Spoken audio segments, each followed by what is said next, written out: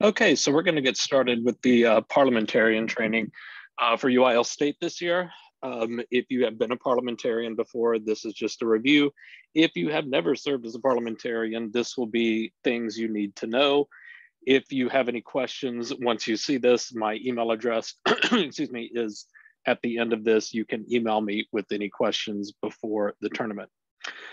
First thing is, if you have any blocks or conflicts of people you should not judge due to camp or prior affiliation, please make sure that you get those to the state office as soon as possible.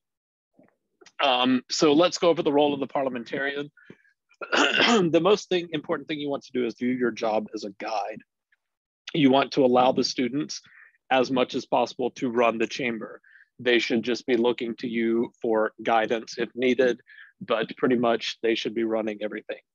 You want to make sure that the PO is doing their job to the best of their abilities.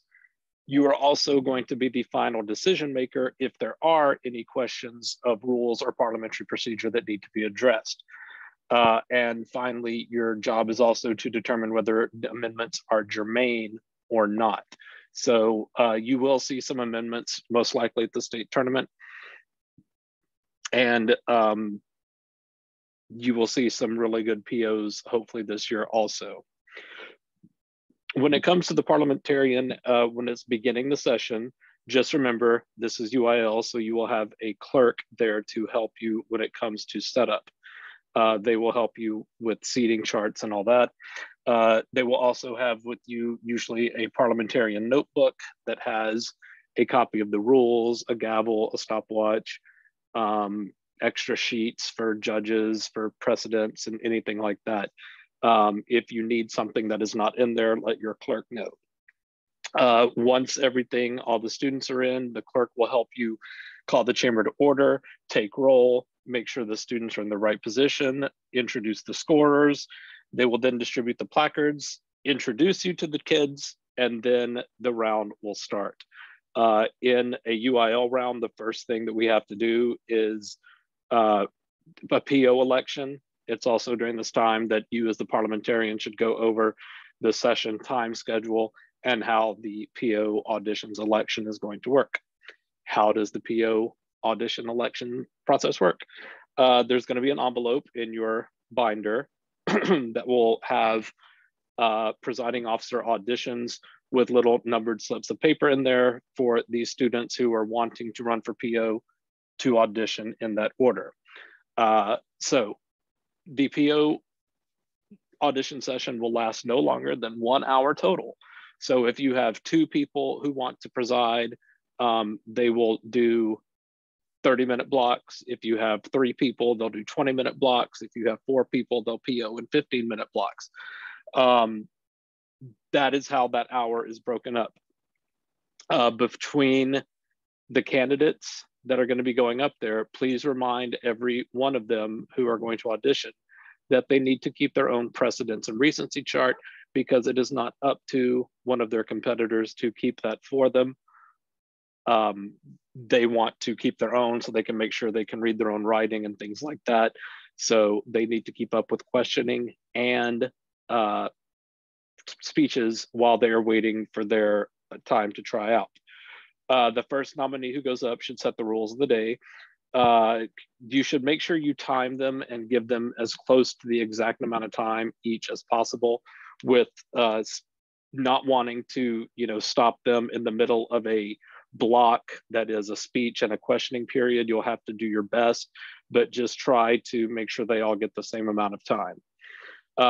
Once everyone has presided, you want to after each person comes up, you'll want to introduce the next one so the students keep them track. Once they've all finished and all the nominees have gone, you will ask them to come to the front of the room. This will be their last time to give a little, spiel on why they should be PO. And then after each one of them goes, it's time for the election. Now, this is a majority vote. So you have to give them a slip of paper, let them choose one person. Any ballot with more than one name will not be counted. You want to have the clerk help you vote or collect the votes, and count the votes. And remember, it must be a majority. If one student does not get the majority, you drop the lowest performing person out of that election, run the election again. If you still don't have a majority, you drop the next person, and so on and so on. You should have no more than 3 or 4 people per chamber wanting to PO, especially on the first day. But again, POs have to declare, and also remind the students that the person who POs is only eligible, those that PO prelims are only eligible to PO in finals. Once the election is over, the person who wins first place has their choice if they want to PO in the morning or afternoon. The person who is the second place will obviously pick whatever they do not. If there's only one PO candidate, that person is just going to serve as PO all day by acclamation. You don't even have to worry about the tryout period. So once the PO is elected, please make sure that you announce who it is for the judges and the chamber, and give them a little bit of time to set up. But again, that's how you run the PO election. Again, it just requires a majority. That's about the only difference. And you have that 1 hour audition time. Just remember this, the PO's job is to run the chamber. You only need to step in if they're confused, if they make a mistake. That's a big, huge mistake that needs to be corrected. You need to be firm, but be fair. Okay, you really do have an easy job as long as you know the basics of parliamentary procedure and have all the rules at hand in case that's needed. You just need to watch the round, of course, pay attention to the speeches and everything, take notes, but watch for any errors that are harming debate and harming other members of the chamber. If we are doing the preset precedence charts, make sure they're following that. If we're not doing preset precedence charts, make sure they are following geography as stated in the Constitution. Make sure that they're being fair in selecting questions. And I would also spot check them to make sure they're giving accurate times to the students reporting their times on their speeches. So if you have a strong PO, your job is quite easy. If your PO is less knowledgeable, you'll probably have to work a little bit harder and pay closer bit of attention, and just sit next to the PO and just whisper in their ear any errors that you see they may be making or something they need to be aware of. And also take time during the recesses to do the same thing at that time. And also, please remember that the PO will be ranked along with the other legislators. So if your PO knows what they're doing and they are keeping the flow moving quite fast, not making any mistakes, and doing their best, you need to make sure that you recognize that and evaluate them on that, even though they are not giving speeches. There's no right or wrong way to, well, there's a lot of wrong ways to evaluate your PO, but the general rule is if they don't make any mistakes and they keep everything going well and get as much people in that chamber an opportunity to speak, they should be rewarded with an advance usually. But again, that just depends on how well they do. During the round, you should make sure you're keeping track of, like I said, all the precedents, recency. And then if you're unfamiliar with recency, that means the person who is speaking the least recently gets to speak first. A lot of the POs will confirm their list with yours during the breaks. I really, it's a personal thing if you want them to or not. A lot of students in TFA style now are putting precedence charts online. However, since there is not internet allowed in UIL, this will not be something that they should be doing. So please pay attention to that, especially if they're sharing it with the rest of the chamber. They should not have to worry about that. So again, when one or more speaker is looking for the floor, the presiding officer must follow the precedent or recency method. Recognize the speakers who have not spoken during the session, then who have spoken the fewer times, and then who has spoken the least recently. If someone wants to submit an amendment, that amendment will go to you in writing in an amendment form. It has to be in writing. It has to be on the amendment form. It is very specific on what they ask for. Once the debate keeps going as you look at the amendment, if you need to read over it and then see what the bill says. You know, let them keep debating. You can chew gum and walk at the same time, keep things going. No need to stop while you research. Then once there's the next break in the debate, you can stop and say, okay, we have been given an amendment by Representative so-and-so. The parliamentarian has ruled it germane. The parliamentarian will read the amendment, and then we will vote on the amendment. Or, you know, vote whether to accept the amendment, see if there's enough second on it, or 1/3 second, all that. So make sure you familiarize yourself with the amendment process. Once you get past that part, it's fairly easy. The other thing is make sure you're keeping a close watch on time. Recesses should be kept as short as possible to maximize debate time, and for safety issues also, just to make sure we keep a close watch on the guys. Make sure you put the break times in your notebook. There will be a form for that. And also during the breaks, please keep track of the UIL gavel and stopwatches that are provided in your folder. You will need all of those back. After the second session, the chamber will vote on the current legislation and call for the orders of the day. Also at the end of that second session, the parliamentarian will complete your ballot at that time. That ranks all the representatives 1 through probably 16 or 18 on your piece of paper. You do not turn in a ballot for round 1 or session 1. You only turn in a ballot at the end of session 2 for all day. Do not leave anyone out on your ranking sheet. The program will likely tell you if you do, but you need to be paying attention to speeches, questioning, activity, everything is what you're looking for to make sure you have a good, well-rounded ranking. You'll submit your ballot through SpeechWire, turn in the gavel and stopwatch to the notebook, and give that to the clerk at the end of the day. The clerk will take that to tab, and then I'm sure we'll come back and release you from your room. Once session 2 does begin, this should have come a little earlier, my bad. Introduce a new PO. If only one PO candidate, they'll stay the same. Precedence and recency do reset in the second session. No legislation may be taken over, and a new seating chart will be provided for session 2. When you end Super Congress on the second day when we're at the Capitol, you'll conduct a vote for outstanding presiding officer. That's the only major difference. AM and PM presiding officers will come to the front with their placards and remind the students of their names, what they look like, and then they'll have a seat. Then there will be a secret ballot vote again. You and the clerk will count the votes. Do not announce the winner. Please fill out the Super Congress PO results form, and that will go to the tab room with the clerk, and also make sure the gavel is in the notebook with all stopwatches and give that to the clerk also. That's the only difference between the first day and the second day, really, is on the first day, you just rank and do not have to worry about outstanding PO elections. On the second day, you have to do PO elections and then rank, or rank and then do elections, however you want to do it. Okay, just a few reminders. All direct questioning this year. It is 30-second blocks of questioning time.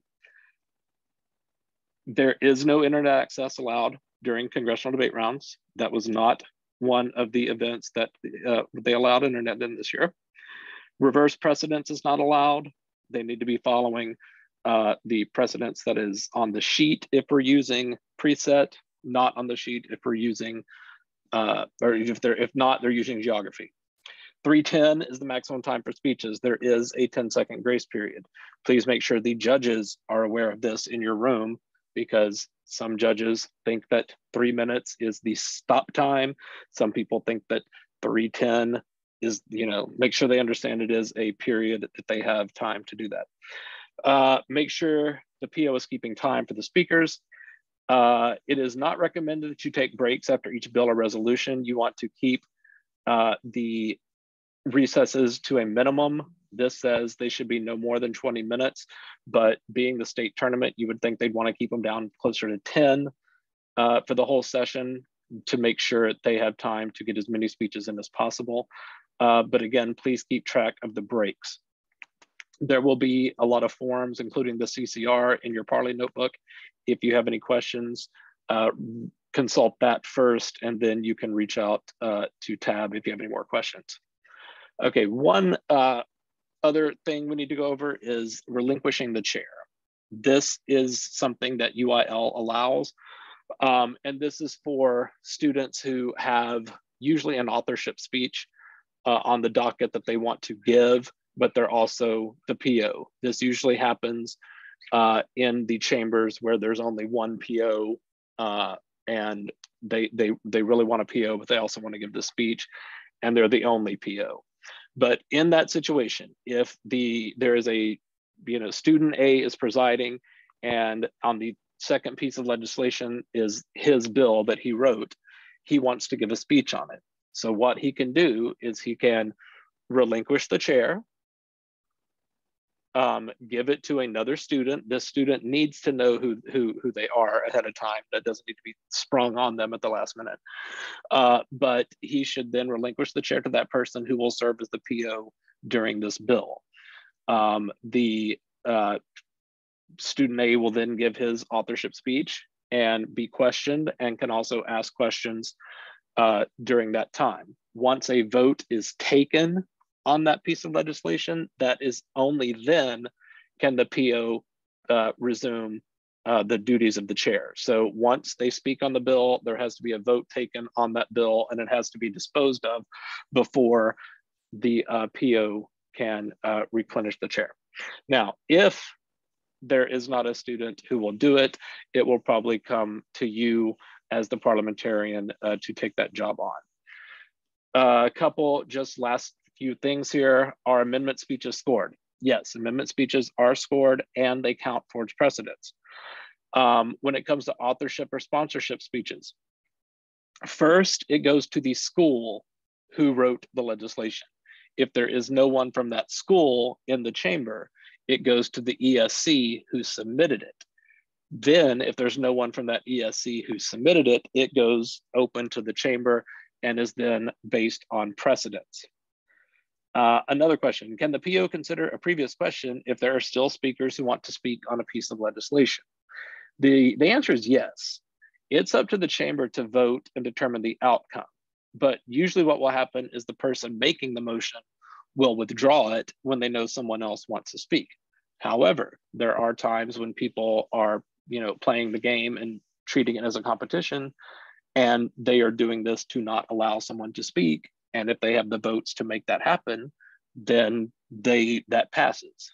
So yes, if people still want to speak, but moving the previous question passes with the majority vote or the 2/3 majority vote, then you can move on.